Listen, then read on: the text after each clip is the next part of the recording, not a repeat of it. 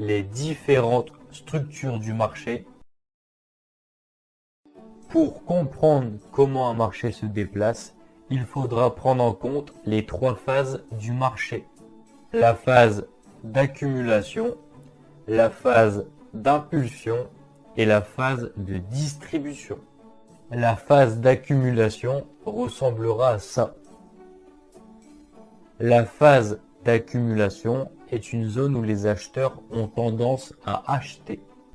Dès que les acheteurs seront supérieurs aux vendeurs, la courbe cassera la zone d'accumulation et créera une impulsion. Du coup, vous l'aurez compris, la deuxième phase se nomme la phase d'impulsion. L'impulsion, c'est simple, c'est ça. Si les acheteurs sont supérieurs aux vendeurs, l'impulsion sera haussière. Et si les vendeurs sont supérieurs, l'impulsion sera baissière. Dès que l'impulsion sera terminée et que les acheteurs commenceront à clôturer leur trade, nous allons donc rentrer dans la phase de distribution. Troisième phase, phase de distribution. La phase de distribution marque l'arrêt des positions acheteuses des acheteurs. Donc le prix va commencer à stagner. Et dans cette phase, les vendeurs vont se positionner à la vente. Dès que tous les acheteurs auront clôturé leur trade, les vendeurs vont être beaucoup plus puissants. C'est-à-dire que pendant cette zone de distribution, le prix va casser par le bas et créer une impulsion baissière. On appelle ça un retournement de marché. Vous l'aurez compris, ces trois phases sont un cycle qui se répète indéfiniment. Peu importe le graphique, peu importe l'unité de temps, le cycle sera présent. Nouvel exemple, ici, nous avons une zone d'accumulation, ce qui montre que les acheteurs sont en train de prendre l'avantage. La phase d'impulsion est cassée par le haut, ce qui montre que les acheteurs sont complètement gagnants et créent une impulsion haussière.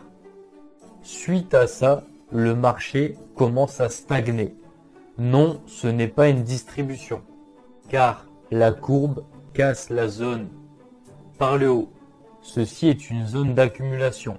Les acheteurs sont venus renforcer la position acheteuse qui avait été prise précédemment. Pour bien différencier une phase d'accumulation et une phase de distribution, une phase d'accumulation sera remplie d'acheteurs qui vont vouloir faire exploser le prix et ainsi engendrer une impulsion haussière.